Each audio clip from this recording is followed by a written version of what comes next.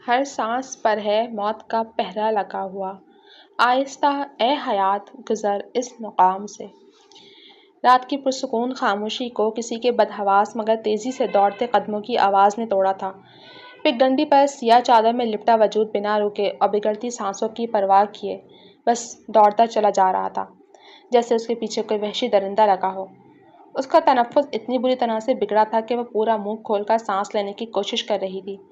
اگر اس سے ان لمحات میں کوئی اس کی سب سے بڑی خواہش پوچھتا تو وہ جھٹ سے بتا دیتی کہ وہ صرف اس گاؤں کی حدود سے نکل جانا چاہتی ہے، وہ وہاں پر رہنے والے ظالم درندوں سے بچنا چاہتی ہے۔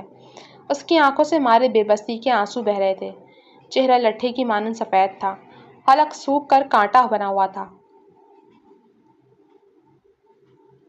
اور ہونٹ تو جیسے تری نام کی چیز سے اس وقت ناآشنا تھے۔ دوڑتے دوڑتے اس کے قدموں کی رفتار ہلکی ہونے لگی، وہ دھان پانسی لڑکی ہر گزرتے لمحے کے ساتھ کمزور پڑتی جا رہی تھی، اس کا سینہ بھاری ہو رہا تھا، ابکائی کی شدت اس کے حلق کو جکڑے ہوئی تھی، اور یہ ابکائی اور معدے کا درد اس کو شدید ٹینشن اور خوف کے باعث اس صورتحال میں اٹھ رہا تھا۔ اسی لمحے فضا میں اس کے دوڑتے قدموں کی آواز کے ساتھ کچھ اور آوازیں بھی شامل ہوئی تھیں، گھوڑوں کے ٹاپنے کی آوازیں۔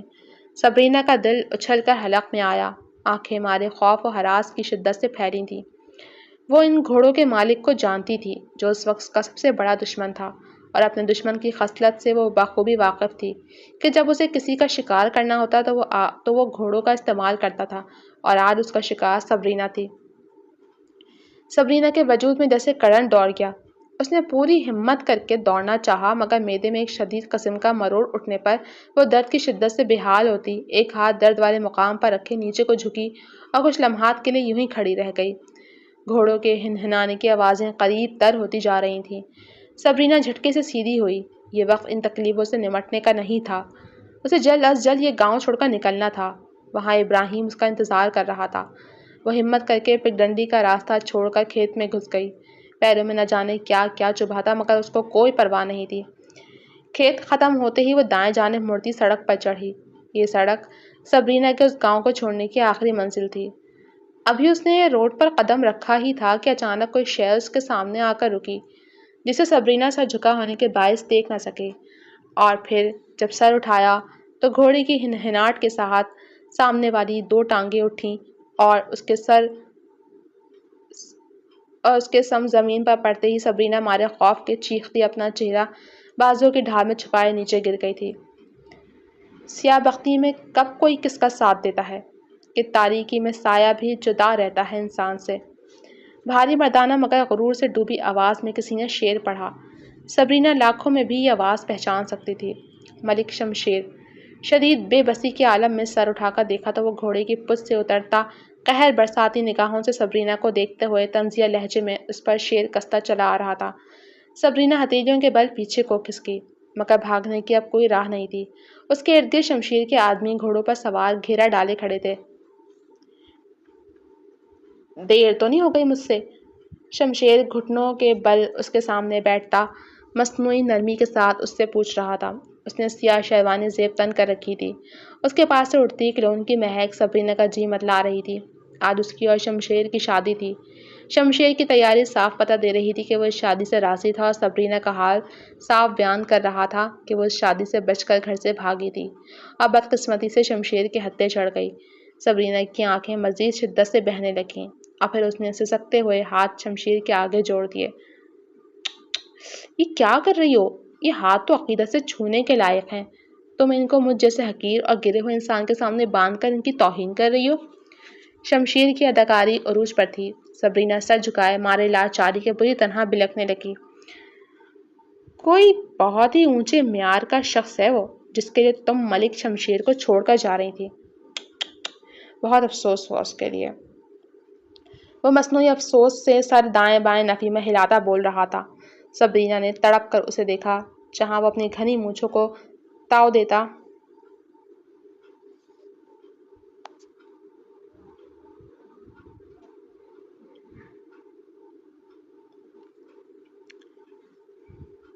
زہریلی مسکان لبوں پہ سجائے صبرینا کو ہی دیکھ رہا تھا۔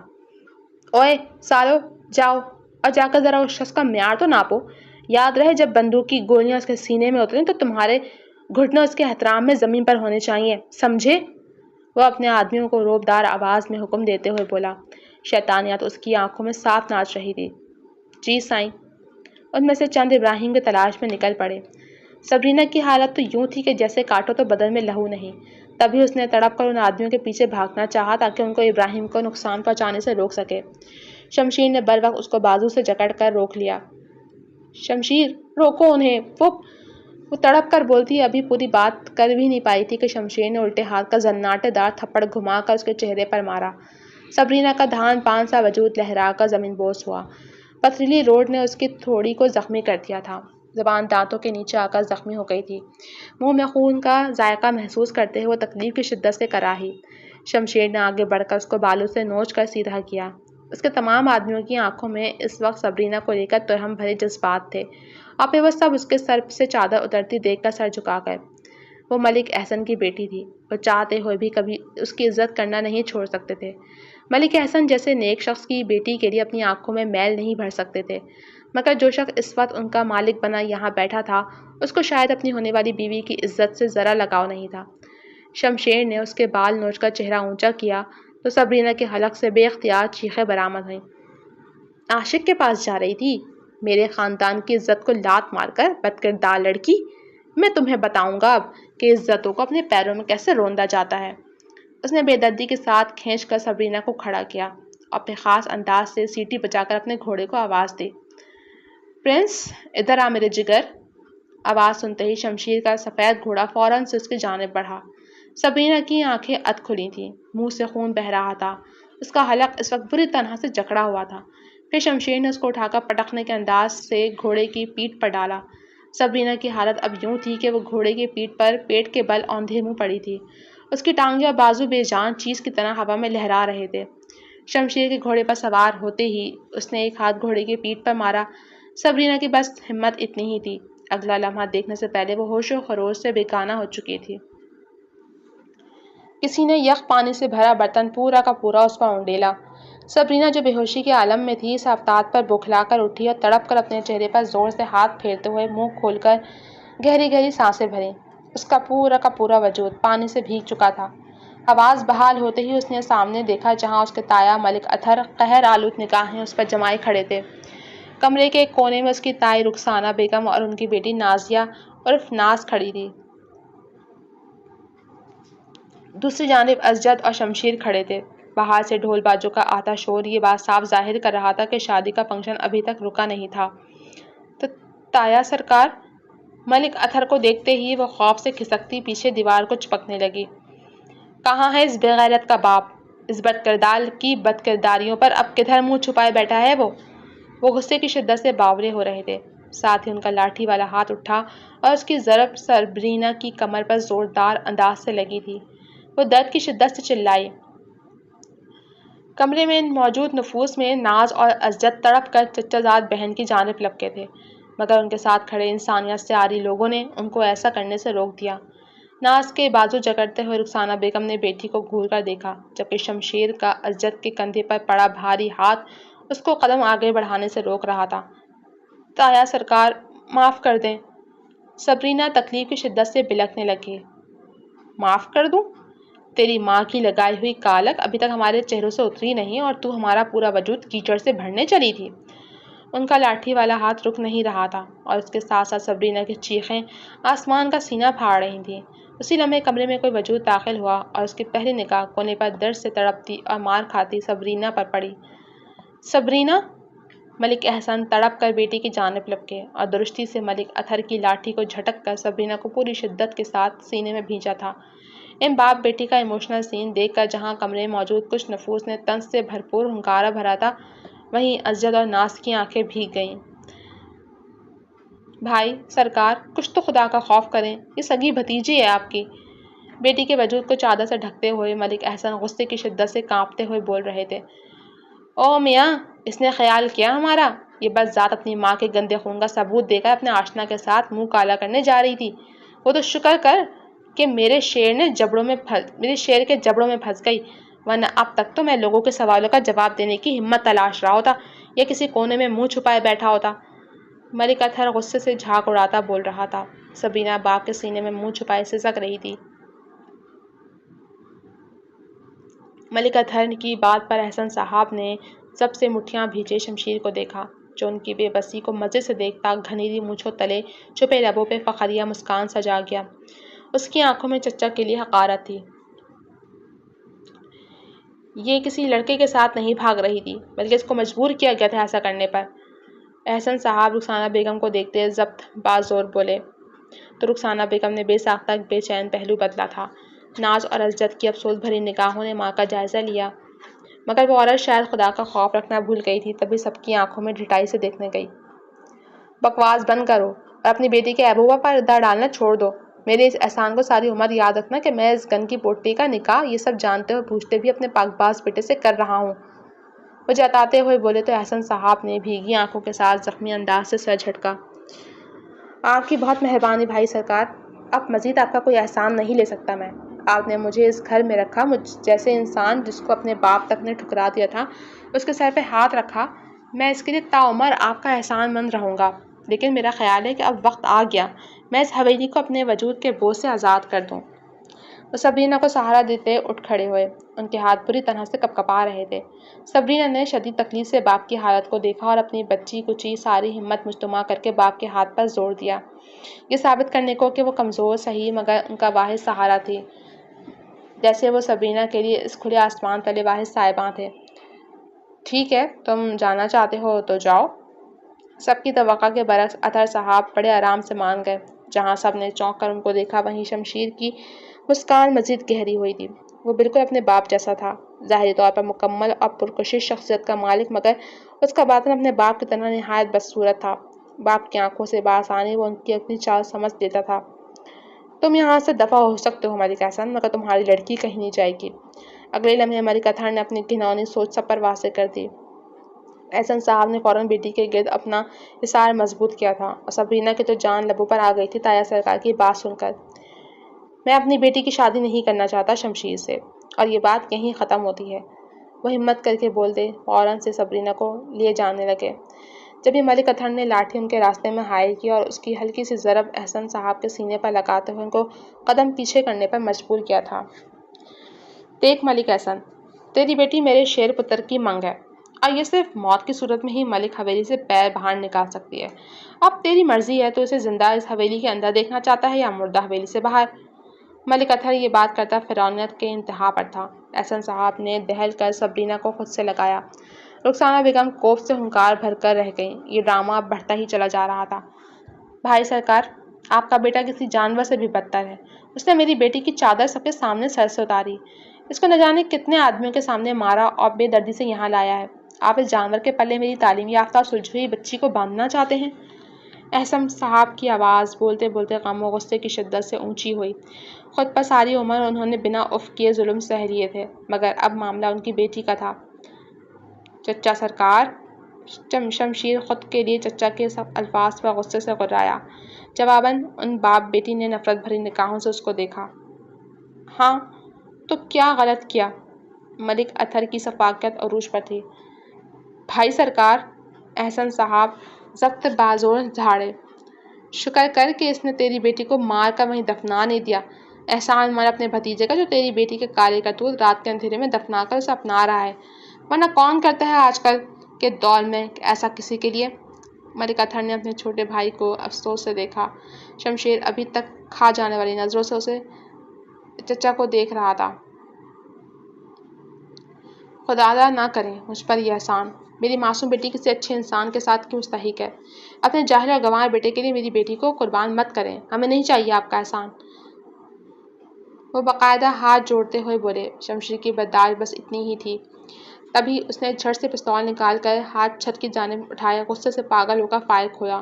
چناکے دار آواز کے ساتھ فانوس کی کٹیاں کمرے میں بکھری تھیں، عورتوں کی چیخیں فضا میں گونجیں۔ احسن صاحب نے ششدر نگاہوں سے شمشیر کو دیکھا، جو پاگل پن کی آخری حدوں کو چھوتا پستول کا رخ سبرینا کی جانب کیے کھڑا تھا۔ یہ کیا کر رہے ہو؟ تمہارا دماغ ٹھیک ہے؟ انہوں نے تڑپ کر سبرینا کو اپنی اوٹ میں لیا۔ ملک اطہر کی مسکان اپنے شیر کی جرأت پر مزید گہری ہوئی تھی۔ غیرت کے نام پر قتل کر رہا ہوں چچا سرکار، اونچی آواز میں بولا۔ بابا آپ پلیز آگے سے ہٹ جائیں، مجھے مر جانے دیں۔ سبرینا باپ کی فکر میں مچل رہی تھی۔ بولو چچا، تمہیں اپنی بیٹی کی ڈولی اٹھوانی ہے یا جنازہ؟ وہ دھاڑتا ہوا ان سے سوال کر رہا تھا۔ اس کے پستول کا نشانہ ابھی بھی سبرینا تھی۔ شمشیر، خدا کا خوف کرو۔ احسن صاحب کی ہمت بیٹی کو پستول کا نشانہ بنا دیکھ کر جواب دینے لگی۔ تبھی بے بسی سے بولے تھے، ڈولی یا جنازہ؟ وہ ٹریگر پر دباؤ بڑھاتے ہوئے چلایا۔ بابا پلیز، سبرینا چیخی۔ بھائی کیا کر رہے ہیں یہ آپ؟ اسجد نے بھائی کو روکنا چاہا مگر وہ درستی سے اس کا ہاتھ جھٹک گیا تھا۔ چچا سرکار، وقت کم ہے۔ وہ اونچی آواز میں مگر سپاٹ انداز سے بولتا ان کا دل بے دردی سے باہر کو نکال رہا تھا۔ اس کی آنکھیں سرخ ہو رہی تھیں۔ سبھی نفوس نے سانس روک لی تھی۔ احسن صاحب نے ایک بے بسی بھری نگاہ روتی بلکتی اپنی بیٹی پر ڈالی اور پھر شمشیر کو دکھ سے دیکھا مگر وہ بے رحمی کی انتہا پر تھا۔ میں راضی ہوں، انہوں نے جھکے کندھوں کے ساتھ جواب دیا۔ ملک اطہر اور شمشیر کے چہرے پر جہاں غرور کا سمندر ٹھاٹے مارتا ابھرا، وہیں باقی سب کے لبوں سے بے بسی اور دکھ سے بھری آہ نکل گئی۔ سبرینا اور رخسانہ بیگم کی حالت تو ایسی تھی کہ جیسے کاٹو تو بدن میں لہو نہیں۔ نہ پوچھو حسن کی تعریف ہم سے، محبت جس سے ہو بس وہ حسین ہے۔ ڈریسنگ ٹیبل کے سامنے عروسی لباس میں بیٹھی اپنے نیل زدہ چہرے اور وجود کو لاچاری سے دیکھتی سبرینا شمشیر کے شعر پڑھنے کی آواز پر کرن کھا کر اچھلی۔ جہاں وہ دروازے کے ساتھ ٹیک لگا کر سینے پر بازو لپیٹے اس کے چہرے کو دیکھ رہا تھا، وہ بے بسی سے آنسو پیتی رخ موڑ گئی۔ اس کی رگوں میں اس وقت خون کی بجائے شمشیر کے لیے نفرت دوڑ رہی تھی۔ خاموشی سے وہ اپنی دکھتی ہوئی کلائیاں چوڑیوں کے بوجھ سے آزاد کرنے لگی۔ کیسے نہ جاؤں قربان میں اس ادا پر؟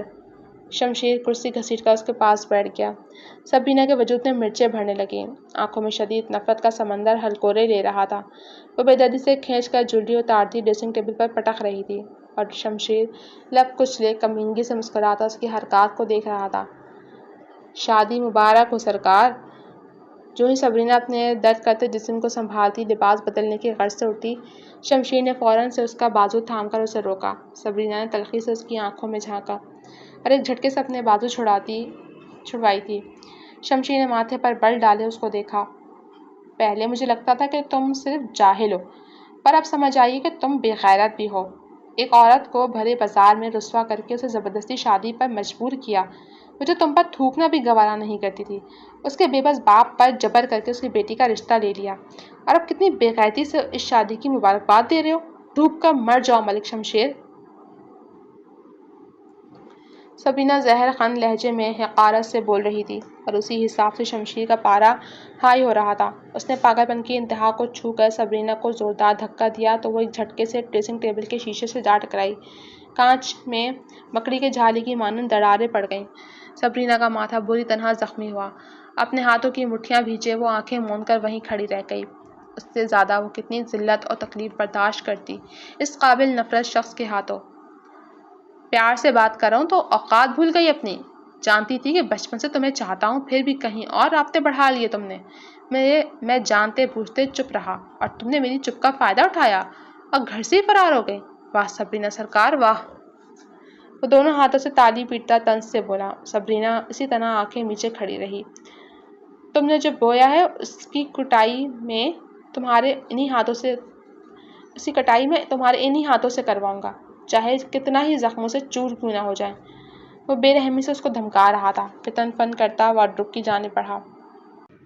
تم خود کو بھی تیار رکھو ملک شمشیر، کیونکہ میرے اللہ نے تمہاری رسی دراز کر رکھی ہے، ورنہ وہ میری ہر ایک آہ سنتا ہے اور تمہارے کیے ہوئے ہر ظلم سے واقف ہے۔ ڈرو اس دن سے جب تمہارا گریباں ہوگا میرے ہاتھ اور وہاں کا مصنف میرے رب کی ذات ہوگی۔ نہیں چھوڑوں گی میں تمہیں اس دن جب تک تمہاری ہڈیوں کا سرما نہ کر دوں، جیسے تم نے بے دردی سے میرے وجود کے ساتھ میرے جذبات اور انا کا قتل کیا ہے۔ اس کے ماتھے سے خون رس رہا تھا، پورا وجود زخموں سے ستایا ہوا تھا، مگر وہ اس کے سامنے ڈٹ کر کھڑی تھی اور جس ذات کا ذکر اس نے شمشیر کے سامنے کیا، اس نے شمشیر کے لبوں پر مارے ڈر کے قفل لگا دیا تھا۔ وہ جیسے ایک گنگ ہو گیا سبرینا کی باتوں پر۔ دل ہی دل میں تو وہ بھی جانتا تھا کہ کہاں زیادتی کر رہا ہے۔ جانتا تھا اس گھر میں بچپن سے لے کر آج تک سبرینا کے ساتھ کیا سلوک ہوتا آیا تھا، تبھی وہ اپنے بڑوں کو دیکھ کر غلط سبق پڑھتا، اس کو قابو کرنے کی کوشش کرتا۔ کیونکہ وہ اس کی طرف مائل نہیں ہوتی تھی۔ وہ ناز اور ازجد سے بہت محبت کرتی تھی اور انہی کے ساتھ خوش رہتی تھی، اور شمشیر اس چیز سے جلتا تھا۔ وہ چاہتا تھا کہ صبرینہ کو اپنی مٹھی میں قید کر لے۔ صبرینہ کی ماں کے ساتھ پسند کی شادی کرنے کے بعد جب احسن صاحب ان کو لیے گھر لوٹے تو ان کے والد نے غصے میں سب کچھ اپنے بڑے بیٹے اطہر کے نام کر کے احسن کو ہر چیز سے عاق کر دیا تھا، اور پھر ان کی وفات کے بعد اطہر احسن کو بیوی سمیت گھر لے آئے۔ جو بھی تھا وہ ان کے چھوٹے بھائی تھے، ان کو رلنے کے لیے وہ یوں نہیں چھوڑ سکتے تھے۔ دوسرا، ان کی ماں احسن کے غم میں رو رو کر ختم ہوتی جا رہی تھی، اس لیے اطہر ماں کی خاطر بھائی کو گھر لے آیا، مگر کاروبار یا کسی چیز پر کوئی حق نہیں دیا تھا۔ بس ایک بات تھی اطہر میں کہ ماں سے وہ بہت محبت کرتا تھا، اور اس کو اس چیز سے بھی شدید جلن ہوتی تھی کہ ماں احسن کو ان کی نسبت زیادہ چاہتی تھی، کیونکہ وہ اطہر کے مقابلے میں زیادہ باادب، پڑھا لکھا اور بہترین فیصلے لینے والا تھا۔ لیکن باپ کے غصے نے اس کی تمام صلاحیتوں کو مٹی میں رون دیا، اور سب کچھ اطہر جیسے خرد دماغ اور مغرور شخص کے ہاتھوں میں چلا گیا۔ وہ اپنے باپ کے بعد گاؤں کا سردار بن گیا۔ اس کے باپ کے ہوتے ہوئے کون سا ظلم کم تھا، اس کے آنے سے مزید شدت اختیار کرتا چلا گیا۔ گاؤں میں عورت کے وجود کا زمانہ جاہلیت کی مانند استحصال ہونے لگا۔ بچیوں کا اسکول جانا بند ہو گیا، اور کم عمری میں ان کی مرضی کے خلاف ان کے باپ کی عمر کے آدمیوں سے ان کی شادیاں کر دی جاتیں۔ احسن صاحب نے کئی بار ان کے لیے آواز اٹھانے کی کوشش کی اور سمجھانا چاہا کہ جب ہمارے رسول اکرم صلی اللہ علیہ وآلہ وسلم اپنی صاحبزادی فاطمہ بی بی کا رشتہ کرنے سے پہلے ان سے اجازت طلب کر سکتے تھے، اور جب اسلام نے عورت کو تعلیم حاصل کرنے اور اپنی مرضی کی جگہ شادی کرنے کی اجازت دی تھی، تو اطہر کون ہوتا تھا ان معصوم بچیوں پر ظلم کرنے والا، ان کو ان کے جائز حق سے محروم کرنے والا؟ مگر ان کو ہر بار چپ کروا دیا جاتا۔ شمشیر اس وقت 5 سال کا تھا، اور اطہر ہر الٹے سیدھے کام میں اس کو ساتھ رکھتا، تبھی وہ باپ سے غلط پٹیاں پڑھتا ہوا بڑا ہوا تھا۔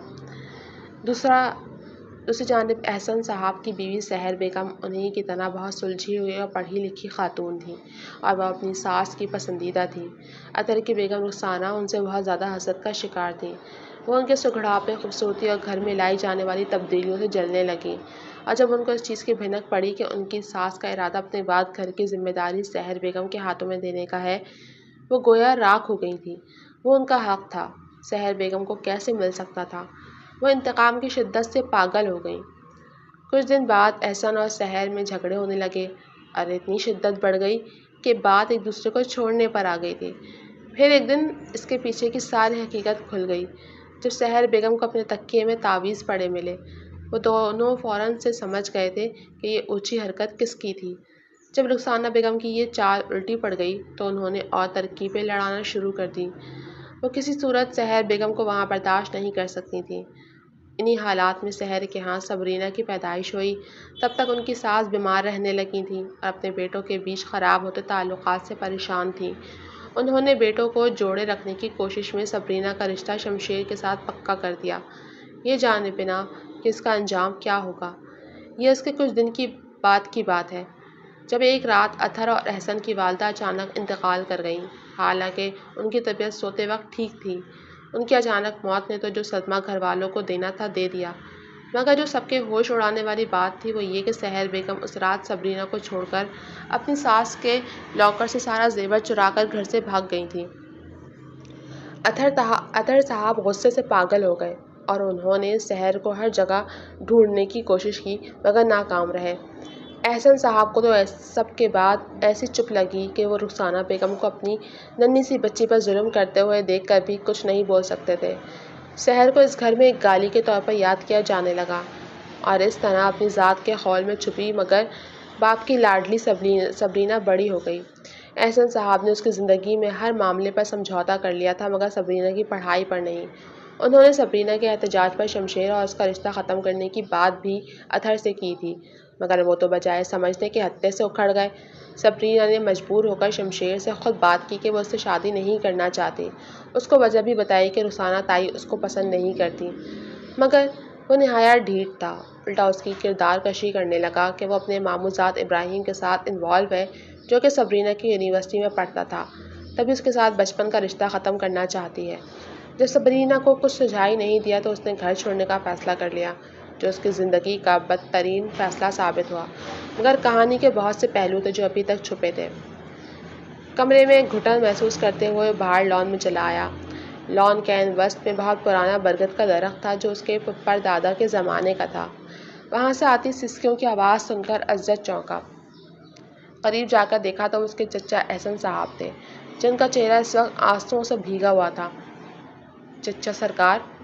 وہ ان کو پکارتا فکر مندی سے ان کی جانب بڑھا، جو عزت کی آواز سن کر فوراً سے آنسو پہنچنے لگے تھے۔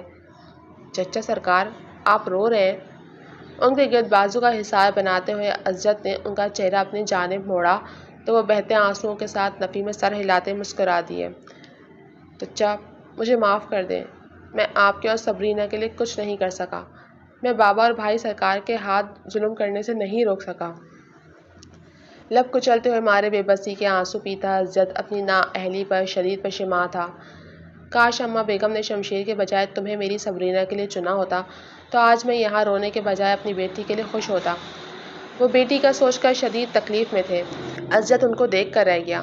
الفاظ نہیں تھے اس کے پاس چچا کو جواب دینے کے لیے، بس ان کو گلے سے لگا کر اس نے کھل کر رونے دیا۔ احسن صاحب کے درد کو کم کرنے کے لیے فی الحال یہی بہترین دوا تھی۔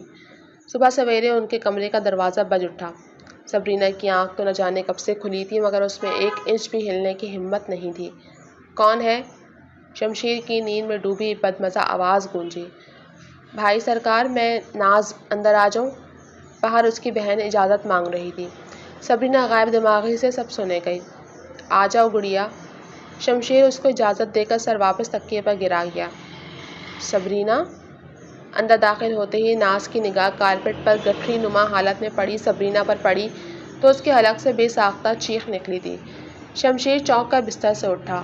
جہاں وہ روتے ہوئے اس کا گال تھپتھپا دی، اس کو ہوش دلانے کی کوشش کر رہی تھی۔ سبرینا کا ماتھا بری طرح سے زخمی تھا، آنکھوں کے پپوٹے سوجے ہوئے تھے۔ اس کا چہرہ جو بے داغ ہوتا تھا اس وقت اپنی ناقدری پر ماتم کر رہا تھا۔ بہن کے چیخنے پر شمشیر بستر سے اتر کر آیا تو سبرینا کی حالت دیکھ کر لب بھینچے اور پھر اس کی جانب ہاتھ بڑھائے، مگر ناز جو اس کا سر گود میں رکھے بیٹھی تھی دہل کر سبرینا کو پیچھے کر گئی۔ شمشیر نے حیرانی سے ناز کی آنکھوں میں دیکھا، جہاں ان میں اس کے وجود سے خوف اور بے یقینی بھرے جذبات آپس میں گڈ مڈ ہو رہے تھے۔ شمشیر کو لگا وہ بھی چچا اور سبرینا کی طرح اس کو جانور بول دے گی، کیونکہ جو سلوک اس نے سبرینا کے ساتھ کیا تھا اس کی بنیاد پر جانور سے زیادہ موزوں لفظ شمشیر کے لیے ہو ہی نہیں سکتا تھا۔ ہاتھ مت لگائیے گا، وہ لرزتی ہوئی آواز میں بولی۔ شمشیر عجیب سی کیفیت محسوس کرتا لب بھینچ کر رہ گیا۔ بہن کی نگاہوں میں اپنی ذات سے ڈر محسوس کرنا اور خود کو مجرم بنا دیکھنا بہت عجیب سا تھا، جو اسے ظالم سمجھ کر اپنا اور سبرینا کا بچاؤ کر رہی تھی۔ یہ بہت زبان چلا رہی تھی، اس نے نظریں چرا کر وضاحت دی۔ اور آپ نے اس کے پہلے سے زخمی وجود پر اپنے بے رحم ہاتھ چلا دیے؟ یہ بھی خیال نہیں کیا کہ آپ مرد ہیں، افضل ہیں، تھوڑا ضرب دکھا دیں؟ وہ تلخی سے بولی۔ اپنی حد میں رہو ناز، شمشیر بھڑکا۔ اپنی حد میں ہی ہوں بھائی، وہ افسوس سے بولتی ملازموں کو آوازیں دینے لگی۔ سبرینا نیم مدہوشی کے عالم میں یہ سب سن رہی تھی۔ شمشیر بہن کے باتوں اور انداز سے بغاوت کی بو پاتا غصے سے بپھر کر واش روم میں بند ہو گیا۔ پیچھے ناز جان سے پیاری کزن اور سہیلی کی حالت دیکھتی پھوٹ پھوٹ کر رو پڑی تھی۔ کیسی طبیعت ہے میری بہو کی؟ رخسانہ بیگم لیڈی ڈاکٹر سے استفسار کر رہی تھی، جس کے چہرے پر خاصے مایوس کن اور شک سے بھرے تاثرات تھے۔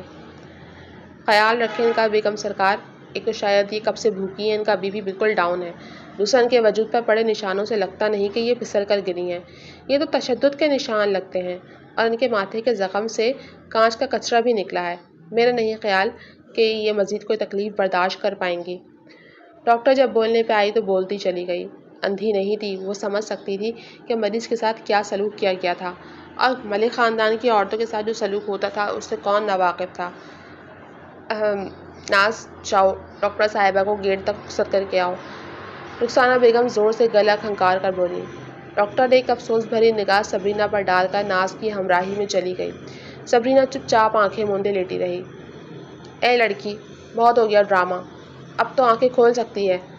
کمرہ خالی ہوتے ہی تائی سرکار نے سبرینا کو ٹہوکا دیا تو وہ زخمی سا مسکراتی آنکھیں کھول گئی۔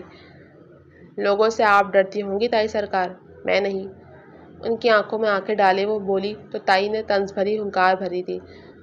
اور کیا کہہ رہی تھی آپ اس ڈاکٹر کو؟ میری بہو۔ اتنی محبت اور اپنائیت کا ڈھونگ کیسے رچا لیتی ہیں، جبکہ مجھے شادی کی رات یہاں سے بھگانے والی بھی آپ ہی تھیں۔ اس کے لہجے میں تحیر، افسوس اور نہ جانے کیا کچھ تھا اس دوگلی عورت کے لیے۔ یہ سب باتیں کر کے تو اپنی بچی کچی ہمت ضائع کر رہی ہے لڑکی۔ وہ لاپرواہی سے بول کر اٹھی کھڑی ہوئیں۔ ڈرے اس وقت سے جب میں یہ سب تایا سرکار کو بتاؤں گی۔ وہ ان کی پیٹھ پر چلا اٹھی۔ تائی سرکار کے قدم رکے، سانس پل بھر کو تھمی اور اگلے ہی پل وہ اپنی ڈھیٹ اور احساس سے عاری شخصیت میں لوٹ چکی تھی۔ اور تجھے کیا لگتا ہے تیرا تایا بنا کسی ثبوت کے تجھ جیسی بدکار اور بھگوڑی کا یقین کرے گا؟ وہ تن سے اس کو سرتا پیر دیکھ کر ہنسی۔ آپ ثبوت چاہتی ہیں؟ سبرینا عجیب سا مسکرائی۔ تائی نے جانچتی نظروں سے اس کو دیکھا، جب واپس بستر پر لیٹتی لحاف چہرے تک اڑ گئی۔ ان کے پاس وہاں ٹھہرنے کی کوئی وجہ نہیں تھی، تو عجیب سے خوف میں خود کو مبتلا پا کر وہاں سے نکل گئی۔ لحاف میں چھپا چہرہ اس وقت اپنے آنسوؤں سے تکیہ بھگو رہا تھا۔ دن پڑ لگا کر گزرتے گئے۔ سبرینا کے وجود پر لگے زخم مندمل ہونے لگے، مگر جو گھاؤ ملک حویلی کے اندر اس کی روح پر لگائے گئے تھے، ان کی جلن میں آج تک ذرا سے بھی کمی نہیں آئی تھی۔ شمشیر نے اس کی حالت پر ذرا سا رحم کھاتے ہوئے دوبارہ جسمانی طور پر تو اسے اذیت نہیں پہنچائی، مگر اپنے الفاظ اور طعنوں سے وہ ہمیشہ اس کو ذہنی اذیت سے دوچار رکھتا تھا۔ اس لیے جب وہ گھر آتا، سبرینا ناز یا احسن صاحب کے کمرے میں گھس جاتی۔ وہ سر تا پیر شمشیر کی نفرت میں ڈوبی ہوئی تھی، جس نے آج تک شوہر ہونے کا ایک فرض تک ادا نہیں کیا تھا۔ تائی جان اس کو صبح سے شام تک کاموں میں مصروف رکھتی اور اس کو وقت پر کھانا تک نہیں کھانے دیتی تھیں۔ احسن صاحب سارا دن زمینوں پر ہوتے تو رخسانہ بیگم کے مظالم سے وہ ناواقف تھے۔ سبرینا ان کو مزید پریشان نہیں کرنا چاہتی تھی، اس لیے چپ چاپ سب سہتی۔ اس کو تائی کے عتاب سے بچاتے بچاتے ناز اور عزت خود بھی ماں کے غصے کا شکار ہو جاتے تھے۔ ایک شمشیر تھا جس کو نہ سبرینا کے نان نفقے کی فکر تھی، نہ ہی باقی ضروریات زندگی کی۔ اس کا شوق تھی وہ بس، اور اس نے وہ شوق پورا کر کے اسے کمرے میں سجا دیا تھا۔ یہ اس کی مردانگی کو تسکین پہنچانے کے لیے کافی تھا۔ ایک رات وہ احسن صاحب کے پاس آئی۔ شمشیر گھر پر نہیں تھا۔ وہ کافی دنوں سے احسن صاحب سے ابراہیم کی خیریت پتہ کرنا چاہتی تھی، مگر موقع ہی نہیں مل رہا تھا۔ وہ ٹھیک ہے بیٹا، جب مجھے پتہ چلا کہ شمشیر کو آپ کے گھر سے جانے کی بھنک پڑ گئی ہے تو میں نے اس کو فوراً کال کر کے وہاں سے نکلوا کر ایک محفوظ مقام پر بھجوا دیا تھا۔ آپ بے فکر ہو جاؤ۔ انہوں نے پیار سے سبرینا کے سر پہ ہاتھ رکھا تو اس کے لبوں سے پرسکون سانس خارج ہوئی۔ اچھا بابا، وہ ابراہیم کو… اس کی بات ادھوری رہ گئی جبھی شمشیر دروازہ کھول کر اندر داخل ہوا۔ سبرینا کی جان اسی لمحے نکلی۔ احسن صاحب کے ماتھے پر فکر کی لکیریں ابھریں۔ کہیں وہ وحشی سبرینا کے منہ سے ابراہیم کا نام سن تو نہیں چکا تھا؟ سبرینا، میرا سفید کرتا کدھر ہے؟ ڈھونڈ کر دو جلدی۔ ان کی توقع کے برعکس وہ نرم لہجے میں بولا تھا۔ دونوں باپ بیٹی کے سینے سے بے ساختہ پرسکون سانس خارج ہوئی، اور پھر سبرینا باپ کو الوداعی نظروں سے دیکھتی شمشیر کے پیچھے چلی گئی۔ یہ سامنے تو پڑا تھا کرتا۔ الماری کے پٹ کھول کر جو ہی سبرینا نے دیکھا تو مطلوبہ چیز سامنے پڑی دیکھ کر بولی۔ اس وقت شمشیر جارحیت کی انتہا پر پہنچ کر الماری کا دایاں پٹ زور سے بند کر گیا۔ سبرینا کا سانس درد کی شدت سے پل بھر کو بند ہوا اور اگلے ہی لمحے اس کے حلق سے بے تحاشا دردناک چیخیں نکلی تھیں۔ شمشیر نے یہیں بس نہیں کی، الماری کے پٹ پر زور دیتے کھڑا ہو گیا، جس کے بیچ میں سبرینا کا ہاتھ پھنسا ہوا تھا۔ وہ تڑپ کر اپنے پیر زمین پر مارنے لگی۔ شمشیر نے چند لمحے درندگی دکھانے کے بعد ہاتھ ہٹا کر پٹ کھول دیا۔ رہائی پاتے ہی سبرینا درد کی شدت سے جلتے ہاتھ کی انگلیاں منہ میں رکھے سسکنے لگی۔ چند لمحے تو شدید تکلیف کے زیر اثر گزر گئے، پھر اس نے نفرت کی انتہا کو چھوتی نظروں سے سر اٹھا کر شمشیر کو دیکھا، جو کرخ نگاہوں سے اسی کو دیکھ رہا تھا۔ شمشیر کا بھاری ہاتھ اٹھا اور ایک بار پھر اپنا نشان سبرینا کے گال پر چھوڑ گیا۔ وہ اوندھے منہ زمین پر گر گئی، بال سارے چہرے پر آ گئے۔ اگر تمہارے منہ سے عاشق کا نام سنا تو اگلی بار یہاں ہاتھ کے بجائے تمہاری گردن ہوگی۔ پھنکار کر کہتا وہ سبرینا کے وجود کو نفرت سے دیکھ کر وہاں سے جا چکا تھا، اور وہ باپ سے مزید ایک اور تکلیف چھپانے کا سوچ کر بلکتی رہ گئی۔ مگر اب کی بار اس نے صرف رونے پر اکتفا نہیں کیا، اس کا دماغ کچھ بہت بڑا کرنے کا سوچ رہا تھا۔ جب ظلم حد سے بڑھ جائے تو سہنے والے کو یا تو مرنا پڑتا ہے یا مارنا، اور سبرینا نے مارنے کا آپشن چن لیا تھا۔ تائی سرکار، مجھے آج ملک شمشیر کے ساتھ شادی پر جانا ہے، میرے زیورات دے دیں۔ سبرینا رخسانہ بیگم کے کمرے میں داخل ہوئی اور بنا لگی لپٹی کے اپنا مدعا بیان کیا۔ تائی رخسانہ نے آنکھیں سکیڑ کر اسے دیکھا اور تمسخرانہ انداز سے پوچھنے لگی، تجھے کب سے اتنی عزت دینے لگا وہ کہ اپنے ساتھ دعوتوں میں لے جائے؟ تائی جان، زیور؟ وہ ان کے طنز کو اگنور کیے سپاٹ لہجے میں پوچھنے لگی تو وہ کھا جانے والی نظروں سے سبرینا کو دیکھتی کمرے سے نکل گئیں اور ایک اسٹور نما کمرے میں چلی آئیں جو کہ گھر کے اندرونی حصے میں ایک کونے پر بنا تھا، جہاں ان کا تمام قیمتی سامان جیسے کہ زیورات، نقد اور زمینوں کے کاغذات پڑے ہوتے تھے۔ سبرینا بھی ان کے پیچھے چلی آئی۔ تائی جان نے چابی سے لاکر کھولا۔ اگلے ہی پل ان کی جان حلق میں اٹکی تھی۔ لاکر کا صفایا ہوا پڑا تھا، ایک کنگن تک وہاں موجود نہیں تھا۔ کیا ہوا تائی سرکار؟ سبرینا نے سکون سے پوچھا۔ تائی جان کے چہرے پر ہوائیاں اڑ رہی تھیں۔ ان زیورات کی مالیت کروڑوں میں تھی اور وہاں صرف سبرینا کا نہیں، گھر کی سبھی عورتوں کا زیور تھا جس کی حفاظت کی ذمہ داری رخسانہ بیگم کی تھی۔ تائی سرکار، زیور چاہیے، دے دینا۔ اب کی بات سبرینا نے کسی ضدی بچے جیسا انداز اپنایا۔ تائی نے ششدر نگاہوں سے اسے دیکھا تو وہ ہنستی اڑاتی نظروں سے انہیں دیکھ رہی تھی۔ اوہو، یہ کیا؟ زیور کہاں ہے؟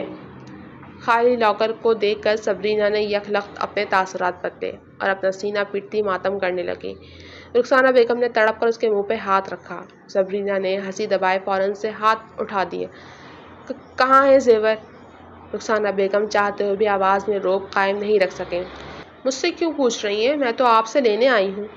سبرینا نے بھول پن کی انتہا کر دی۔ دیکھ لڑکی، میرے ساتھ یہ کھیل مت کھیل، تیری ویسے بھی کوئی نہیں سنے گا۔ انہوں نے بھیگی بلی بنے سبرینا کو دھمکایا تو سبرینا کا قہقہ بے ساختہ تھا۔ تب تو سنیں گے نا جب سارا زیور آپ کے کمرے سے ملے گا، وہ بھی چوری چھپایا ہوا۔ بات کے اختتام پر وہ رخسانہ بیگم کے قریب ہوتی ان کے کانوں میں سرگوشی کرنے لگی۔ انہوں نے ایک کھا جانے والی نگاہ اس پر ڈالی اور فوراً سے زیور اپنے کمرے سے تلاشنے نکل گئیں۔ پیچھے سبرینا ان کی پتلی حالت کو دیکھ کر ہاتھ پر ہاتھ مارتی ہنستی رہ گئی۔ دروازہ آہستگی سے کھلنے کی آواز پر سبرینا نے فاتحانہ مسکان لبوں پر سجائے سر اٹھایا، جیسے جانتی ہو کہ کس کی آمد ہوئی ہے، اور پھر تائی کو کمرے میں داخل ہوتا دیکھ کر وہ بستر پر سیدھی ہو کر بیٹھ گئی۔ کوئی نہیں ہے یہاں، سب مرد اس وقت کام پر ہوتے ہیں۔ ان کو کمرے میں احتیاطاً آنکھیں گھماتا دیکھ کر وہ ان کی تسلی کرواتی بولی، مجھے بتا دے زیور کہاں چھپایا ہے تو نے؟ تائی سرکار کی اکڑ ابھی بھی نہیں ٹوٹی تھی۔ سبرینا نے بھویں سکیڑ کر ان کو دیکھا۔ بتا دوں گی، لیکن اس سے پہلے آپ کو میرے چند سوالات کے جواب دینے ہوں گے۔ مجھے سچ پتا ہے، بس آپ کے منہ سے سننا چاہتی ہوں۔ وہ ان کے مقابل سیدھی ہو کر بیٹھ گئی۔ تائی سرکار نے سوالیہ نظروں سے اس کو دیکھا۔ یہ بات سچ ہے کہ اس رات آپ نے لاکر سے زیورات چرائے تھے اور میری ماں کو یوں ہی دھمکی دی تھی جیسے آج میں دے رہی ہوں، اور ان کو مجبور کیا تھا کہ وہ گھر چھوڑ دیں ورنہ آپ سارا الزام ان پر ڈلوا دیں گی؟ اس نے پہلا سوال داغا۔ تائی سرکار کی آنکھوں میں ڈر واضح ہوا، مگر وہ اس چھٹانگ بھر کی لڑکی کے سامنے کمزور نہیں پڑنا چاہتی تھیں، اس لیے اس کی آنکھوں میں آنکھیں ڈالے اپنے گھنونے جرم کا اقرار کر لیا۔ بہت خوب، یہی حرب آزما کر آپ نے مجھے بھی شادی کے دن گھر سے بھگا دیا۔ یہی دھمکی دی تھی نا شمشیر کو بتا دیں گی میرے ماموں ذات کے ساتھ چکر ہے، اور میرے جانے کے باوجود آپ نے اس کے دماغ میں یہ زہر بھر دیا۔ کیا فائدہ ہوا پھر؟ میں تو آپ کی بہو بن گئی نا؟ وہ افسوس سے پوچھنے لگی۔ جواباً تائی سرکار ڈھٹائی سے مسکرائیں۔ تو سحر کی بیٹی ہے اور تجھ سے نفرت کرنے کے لیے یہ ایک ہی وجہ کافی ہے۔ بڑا غرور ہے نا تجھے اپنی ماں کی طرح اپنی تعلیم پر۔ دیکھ، وہ جیسی ان پڑھ سے مار کھا گئی، ایک کو گھر سے بے گھر کیا اور دوسری جانوروں کی طرح شوہر سے پٹتی ہے۔ بتا تیری تعلیم نے تجھے کیا فائدہ دیا؟ وہ ہنس رہی تھی سبرینا اور اس کی ماں کی بربادی پر، مگر سبرینا کو بجائے افسوس کرنے کے مسکراتا دیکھ کر ان کی ہنسی رکی اور پھر وہ غضبناک ہو کر گویا ہوئی۔ اس گدی اور حکمرانی کو پانے کی خاطر تو میں نے اپنی ساس کو راستے سے ہٹا دیا۔ تیری ماں کی اجڑتی گود کیا معنی رکھتی تھی؟ وہ کہتے ہیں نا، سانپ بھی مر جائے اور لاٹھی بھی نہ ٹوٹے۔ میں نے وہ کر دکھایا۔ کیا بگاڑ لیا کسی نے میرا؟ وہ صفاقیت اور بے خوفی سے اپنے جرائم کا اقرار کر رہی تھی۔ سبرینا کا دل گہرے پاتال میں جا گرا۔ مطلب دادی سرکار کی موت قدرتی نہیں تھی، ان کو قتل کیا گیا تھا۔ اوہ خدایا!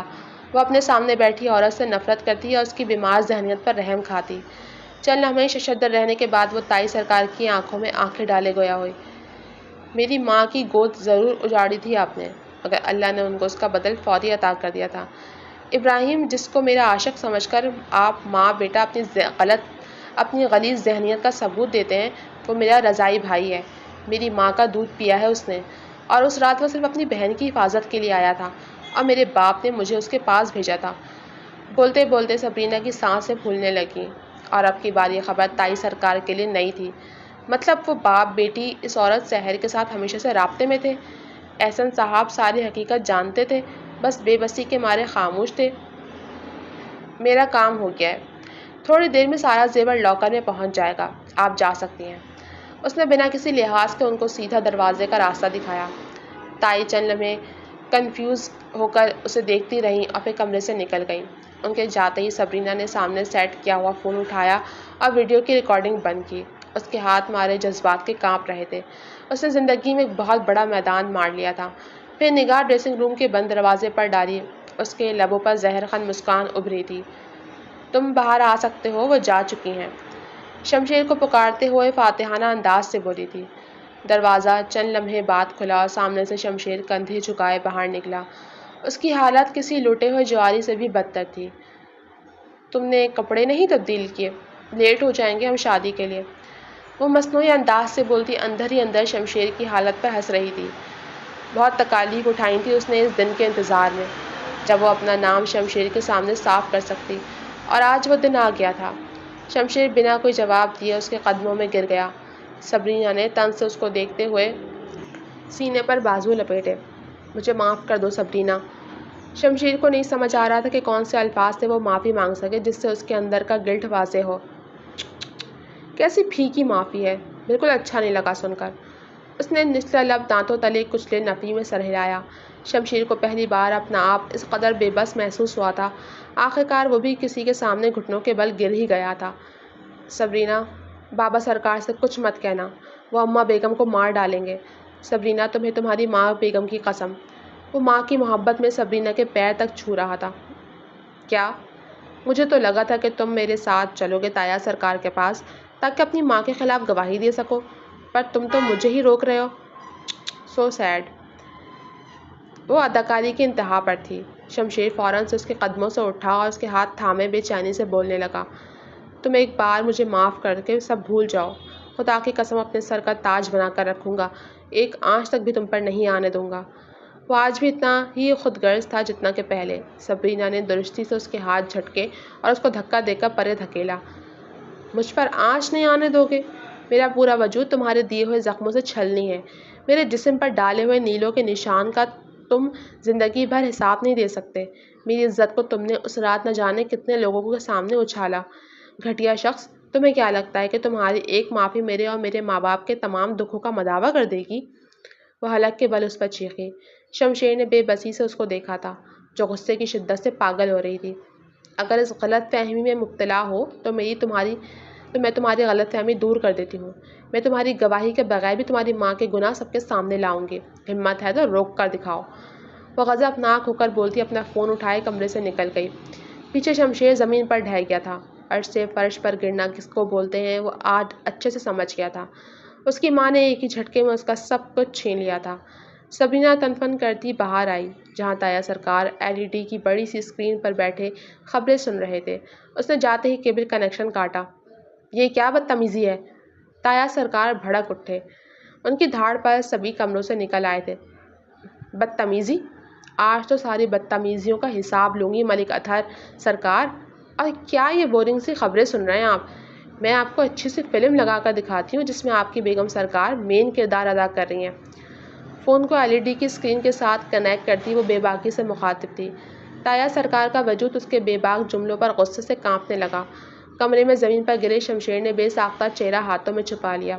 اپنے کمرے کے دروازے سے لگی تائی کی آنکھیں پتھر ہو گئی تھیں اور دل قابو سے باہر ہو کر دھڑک رہا تھا۔ ناز، اسجد اور احسن صاحب کی نظروں میں ناسمجھی تھی۔ اس سے پہلے کہ تایا سرکار سبرینا پر ہاتھ اٹھاتے اسکرین پر رخسانہ بیگم کی ویڈیو چلنے لگی۔ سب کی آنکھیں باہر کو ابھریں اور جیسے جیسے ویڈیو چل رہی تھی سب کی شوق نظریں بھٹک بھٹک کر دروازے پر کھڑی رخسانہ بیگم کی جانب بڑھتی تھیں۔ جو ہی ویڈیو ختم ہوئی تایا سرکار کسی زخمی شیر کی طرح دھاڑتے تائی کی جانب دوڑے جو گویا پتھر کی ہو گئی تھی، مگر گھر میں داخل ہوتی پولیس کو دیکھ کر وہ بمشکل خود پر قابو پاتے رکے۔ پولیس کے ساتھ ابراہیم بھی تھا۔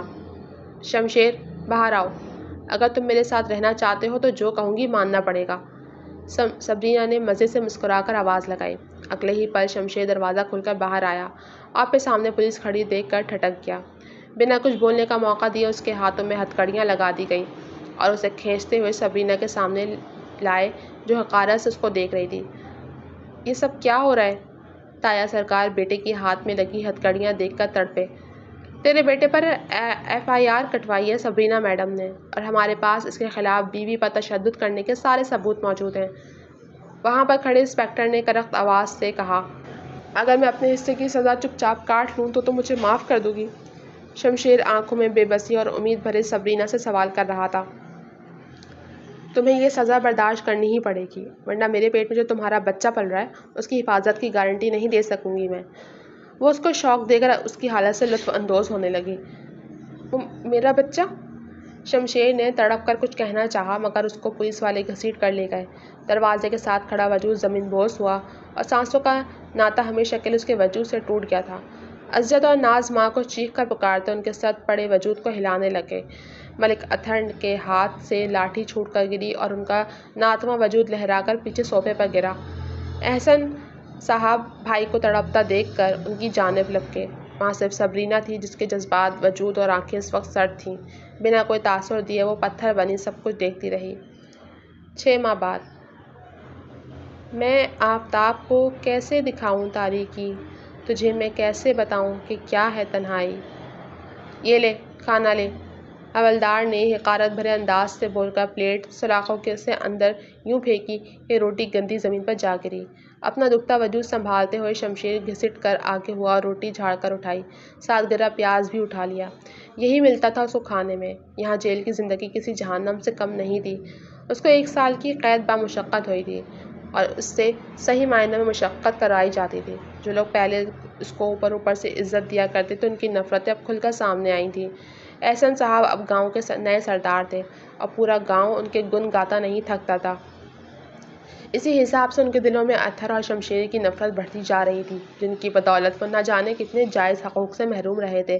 ان چند ماہ نے جتنا تیز اثر شمشیر پر ڈالا تھا کہ اس کی پوری شخصیت بدل کر رکھ دی تھی۔ وہ اپنے کیے ہوئے ہر گناہ کا احساس اس کو اچھے سے ہو گیا تھا۔ اتھر صاحب تو پیرالائز ہو کر بستر پر پڑے تھے۔ رخسانہ بیگم کی موت اسی دن ہو گئی تھی اور ان کی بد نصیبی کہ ان کا بڑا بیٹا ان کے جنازے میں شریک نہیں ہو سکا تھا۔ سحر بیگم گھر لوٹ آئی تھیں اور ملک حویلی کا انتظام بڑی خوش اسلوبی سے سنبھال رہی تھیں۔ سبرینا کے ساتھ ساتھ انہوں نے عزت اور ناز کو بھی وہ محبت دی تھی جس کے وہ مستحق تھے۔ اوئے چل اٹھ، تیری ملاقات آئی ہے۔ حوالدار کے بولنے پر شمشیر چونکا۔ آج اس سارے عرصے میں پہلی بار ہوا تھا کہ کوئی اس سے ملنے آیا ہو۔ پھر چادر میں لپٹی سبرینا کو دیکھتا وہ تڑپ کر سلاخوں کے پاس آیا۔ آج اس کا آپریشن ہے اور جانے سے پہلے یہ تم سے ملنا چاہتی تھی۔ بیٹی کو سہارا دیے کھڑی سحر بیگم نے بولنے میں پہل کی۔ احسن صاحب ان سے دور کھڑے یہ سب دیکھ رہے تھے۔ وہ شمشیر کی شکل تک نہیں دیکھنا چاہتے تھے اس لیے پاس نہیں آئے۔ اپنا خیال رکھنا۔ وہ خود پر قابو پا کر سبرینا سے مخاطب تھا جو خاموش نگاہوں سے اس کو دیکھتی رہی۔ تم ٹھیک ہو؟ سبرینا سے اس سے پوچھا۔ اس کی آنکھوں میں یہ سوال کرتے ہوئے ایک عجیب سا درد تھا۔ ہاں دیکھو میں بالکل ٹھیک ہوں۔ وہ مصنوعی انداز سے خوش ہو کر اپنے بازو سامنے کرتا اسے دکھانے لگا۔ اس کی حالت پر سحر بیگم نے تکلیف سے آنکھیں میچیں۔ سبرینا بنا کچھ بولے پلٹ گئی مگر شمشیر کی پکار پر آگے نہیں بڑھ پائی تھی۔ کیا میں ایک بار اس کی دھڑکن محسوس کر سکتا ہوں؟ وہ جیسے التجا کر رہا تھا۔ سبرینا چاہ کر بھی انکار نہیں کر سکی۔ شمشیر نے اپنا ہاتھ سلاخوں کی آڑ سے بڑھا کر اس کے پیٹ پر رکھا اور آنکھیں موندے اس میں پلتے وجود کو محسوس کرنا چاہا جو اس دنیا میں آنے کو پوری طرح سے تیار تھا۔ اس کی آنکھیں آنسو سے لبریز ہو رہی تھیں۔ سبرینا مارے بے یقینی کہ اس کا چہرہ دیکھے گئی۔ آج اس نے ملک شمشیر کو پہلی بار روتے دیکھا تھا۔ وہ سسک رہا تھا، اپنی اولاد کا لمس محسوس کر کے بلک رہا تھا۔ سبرینا کی خراب ہوتی حالت کے پیش نظر سحر بیگم اسے فوراً وہاں سے لے گئیں مگر شمشیر کے دھاڑے مار مار کر رونے کی آوازوں نے دور تک سبرینا کا پیچھا کیا تھا۔ تبھی گاڑی میں بیٹھتے ہی وہ پھوٹ پھوٹ کر رو پڑی تھی۔ دسمبر کا مہینہ تھا۔ رات کے وقت اچھی خاصی ٹھنڈ پڑ رہی تھی۔ سبرینا کی آنکھ اپنی بیٹی کی نائلہ کے رونے کی آواز سے کھلی۔ آنکھیں کھول کر اپنے پہلو میں دیکھا تو وہ بستر سے غائب تھی۔ شش، اچھے بچے روتے نہیں ہیں۔ دیکھو، اگر آپ روگی تو آپ کی امی جان جاگ جائیں گی، پھر آپ کو بابا جان سے لے لیں گی وہ۔ سامنے شمشیر ننھی نائلہ کو گود میں اٹھائے چپ کروا رہا تھا۔ سبرینا بنا کوئی حرکت پیدا کیے اس کو دیکھے گئی۔ زیرو بلب کی روشنی میں شمشیر اس کی جاگتی آنکھیں نہیں دیکھ سکا۔ پھر وہ سرگوشی نما آواز میں نائلہ کو تلاوت سنانے لگا۔ اس کی آواز اتنی خوبصورت تھی اور وہ لمحہ اتنا حسین تھا کہ سبرینا کی آنکھیں مارے جذبات کے بہہ اٹھیں۔ کہاں وہ بد مزاج اور برے طریقوں والا شمشیر اور کہاں یہ دھیما اور پیارا انسان۔ منہ پر ہاتھ رکھے وہ اپنی سسکیوں کا گلا گھونٹنے لگی۔ وہ آج تک شمشیر کو قبول نہیں کر پائی تھی، چاہے وہ اپنے حصے کی سزا کاٹ آیا تھا۔ بس اپنی اولاد کی خاطر وہ اس کے ساتھ سمجھوتے کے تحت رہ رہی تھی۔ مگر آج یہ حسین لمحہ دیکھنے کے بعد اس کو احساس ہوا کہ اس نے سنگدلی کی انتہا کر دی تھی۔ اس شخص نے تو اپنی سزا کاٹتے کاٹتے سب کچھ کھو دیا تھا۔ اس کے ماں باپ مر گئے تھے اور وہ بد نصیب دونوں کی باری موجود نہیں تھا۔ اس کے بھائی بہن اس کے ساتھ ٹھیک سے بات نہیں کرتے تھے۔ بیوی نفرت کرتی تھی۔ بس ایک اس کی ننھی گڑیا تھی جس کو ابھی خود کی بھی پہچان نہیں تھی، مگر وہ باپ کے لمس کو جانتی تھی اور اس کا احساس ہوتے ہی کھلکھلا اٹھتی تھی۔ وہ اسی کے سہارے اپنی زندگی کی گاڑی کھینچ رہا تھا۔ نائلہ کو سلا کر سبرینا کے پاس آیا اور ایک محبت بھری نگاہ اس پر ڈالی، جو شمشیر کو دیکھ کر سوتی بن گئی تھی۔ کوچے میں اس کے بیٹھنا، حسن کو اس کے دیکھنا، ہم تو اسی کو سمجھے ہیں، باغ بھی اور بہار بھی۔ پھر وہ وضو بنا کر جائے نماز پر کھڑا ہو گیا۔